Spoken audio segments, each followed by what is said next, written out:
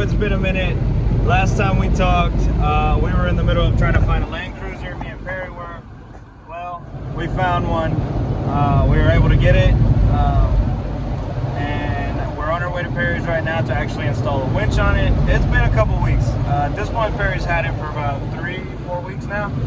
So he's really happy with it, and just stay tuned to see what kind of Landcruiser it was. And then after that, we're going to be doing a little bit of work to the Cherokee. She needs a little bit of loving, and I'm also going to go over the problems I was actually having with the Cherokee and why I hadn't been driving it. So this is going to be an all-inclusive video. I'm going to make a longer video kind of explaining all the issues I had with the Cherokee, why I couldn't get it to start, and what are things to look for and things to know so that you don't run into the same thing I did. So let's get to it. We're heading to Perry's house right now.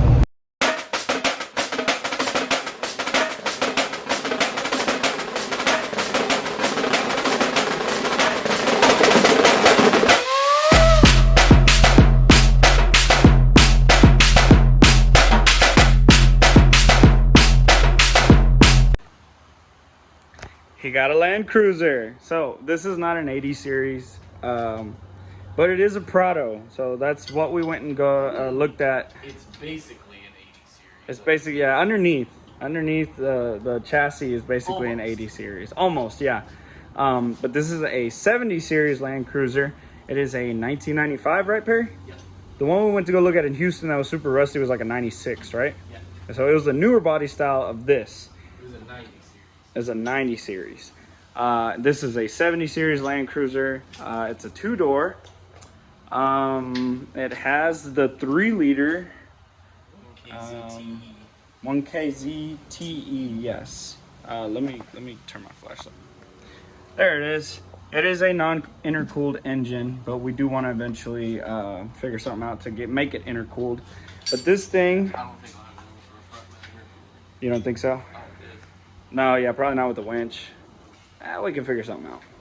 We always do. Put it on the outside. Just like stick it on the outside of the grill. Yeah, fuck Toyota, just intercooled. Yeah, exactly. But this thing is super clean. Very, very minimal rust. Like underneath is very minimal. Like you got this little patch right here underneath the rain gutter. But other than that, I think down here underneath, this fender well is the only big rust hole, but as for the frame, the axles, everything underneath is super clean. This thing is super clean altogether, except now Perry owns it, so it's probably not gonna stay clean. But it's super clean. It is a manual. It is what Perry wanted. Perry wanted a manual transmission. Yeah, he likes difficulty. It does have a rear locker.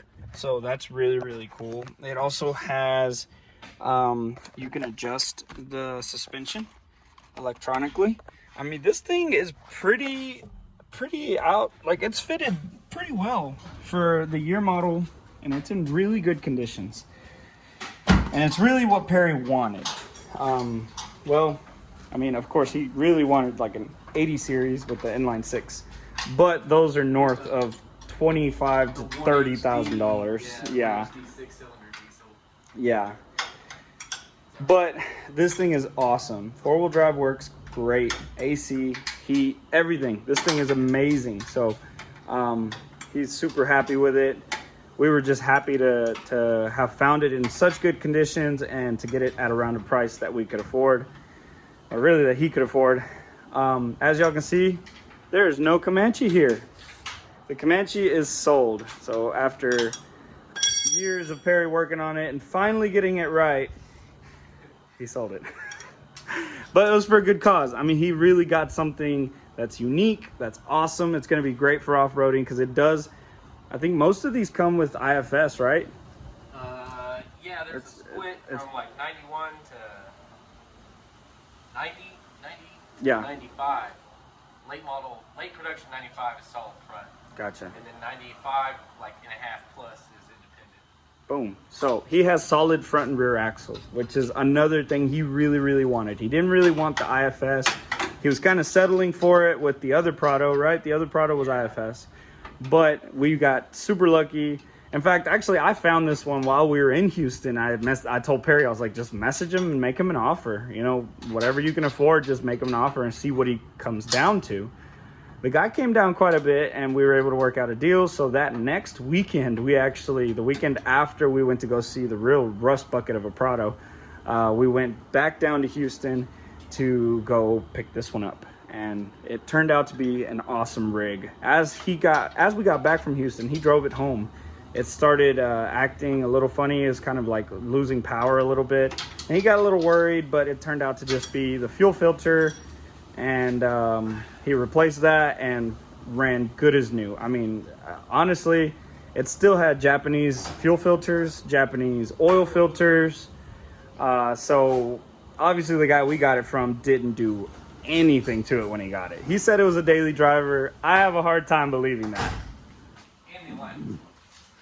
I mean, he must have drove like 5 minutes to work and back or something, because I have a hard time believing that.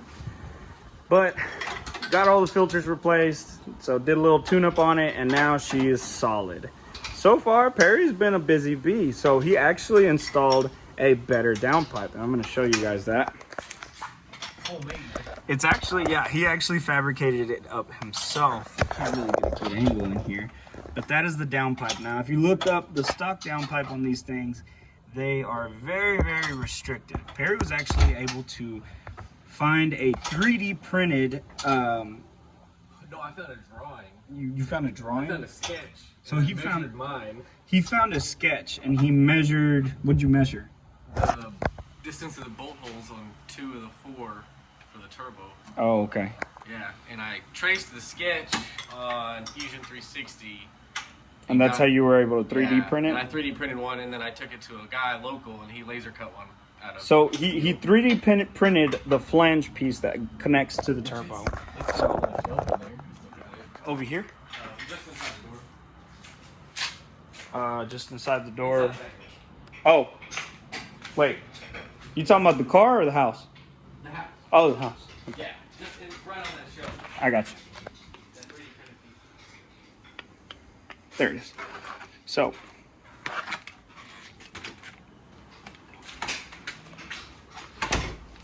this is the 3D printed flange that he was able to make. Now, if anybody on here would like, if you need a flange for yeah, CT12B, I got you. There you go. If you need a flange, a 3D printed one, so that you can take to a CNC place and have them cut you one out. How much did you pay for the flange part? I gave him a tip. It was $40. 40 bucks. 40 bucks is what they charge them. I'm sure if you go to a local CNC shop and just ask them for what you need, they'll probably be more than happy to just do it for you real quick, because I'm sure this didn't take them but what, like 10 minutes? Yeah, probably. Yeah. So he was able to get that. So he 3D printed his own, took it to a CNC shop, right? No matter what the internet tells you, a CT12B is not the same flange as the Supra CT26. There you go. So the CT26 is not the same flange as the CT12B. As the CT12B. So don't kid yourself on that and just do the right thing. I'm sure I can probably have Perry send me his 3D printing. The file? Yeah, the file, I guess. If somebody needs If somebody needs it, just comment down below your email, and I'll be more than glad to send you an email with the file so that you can 3D print your own or have a friend 3D print it for you, and then you can go CNC your own. File you can get to a CNC guy with a CNC router or a laser. Boom, there you go. So you don't even need this. You would just have to just give the file to the CNC guy. Anyway, so that's how he was able to get his own flange, and then he welded up his own, what is that, a 3-inch? 3-inch. Yeah. It's a 3-inch downpipe. So it brought his EGTs down from like, what, 400? No, it brought it down 400 degrees. Oh, it brought it down 400 degrees? From 1100 on the highway down to 7800. That's right. So it brought it down 400 degrees just by adding a bigger downpipe. And obviously, I told Perry, because I've done a lot of work on diesels, but more domestic diesels like Power Strokes, Cummins, stuff like that. And I told him whenever he first got this, if you let this engine exhaust and you let it breathe, it will give you everything you want out of it. So the exhaust is going to help you with torque numbers on these little engines. And boy, did it help, right? Like second gear is a huge difference. Yeah, it made a huge difference. So Now it's probably trying to figure out a way to let it breathe a little bit better. As you can see right here, this is very flat.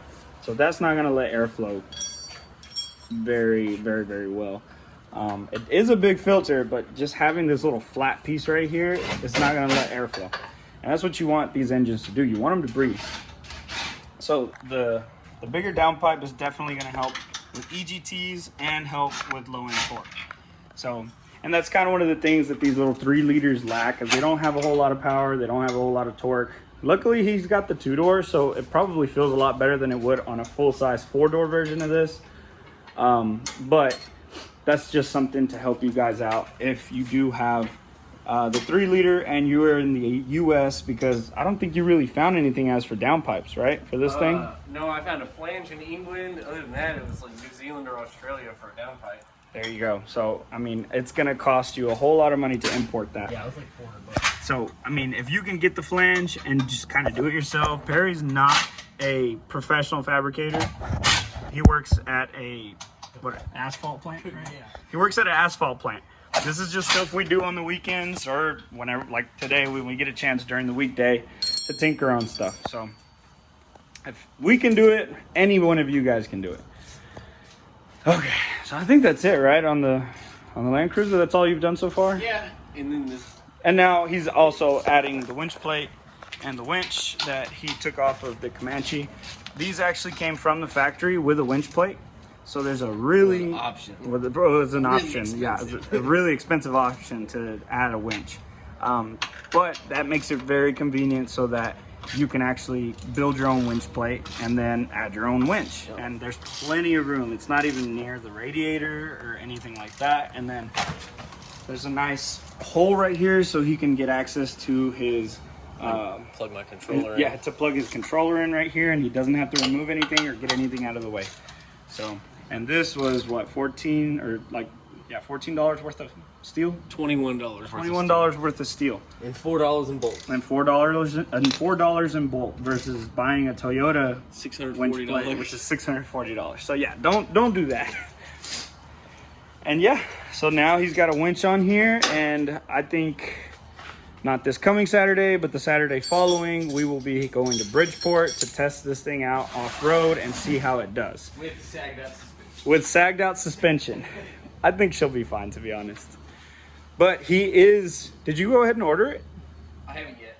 So he's ordering what? EFS, an EFS suspension system, which is about the same as Fulcrum, is what they make in Australia? Yeah, more or less. It's all designed and built in Australia, right? Back in mine. Okay, so that's really what you want, because every lift kit that he's found here in the States, everybody complains that they sag out within a year. And so, and that's what he's trying to prevent. He wants something that's going to last a long time, that he's not going to, be replacing every year or every 2 years because it's sagging.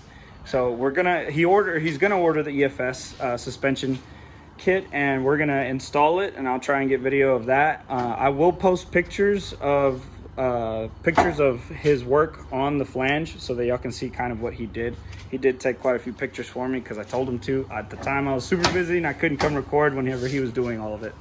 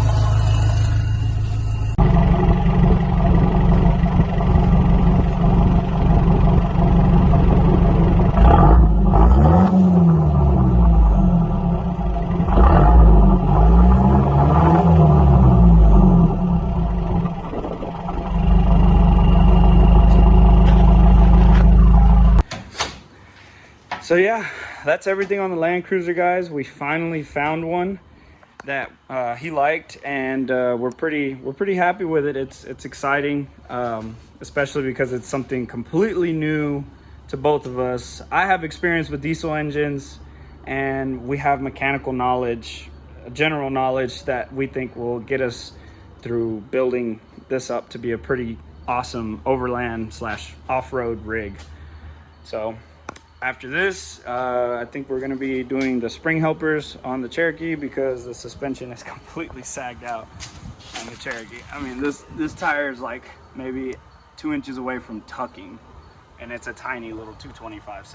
So we're going to be doing that next, but I'm not going to record all that because that's kind of pointless. I really just wanted to take a video on the Land Cruiser and show you guys that we did find one, and I didn't forget about you guys. So all right, guys, see you next time. This is Jimmy with All Hands On.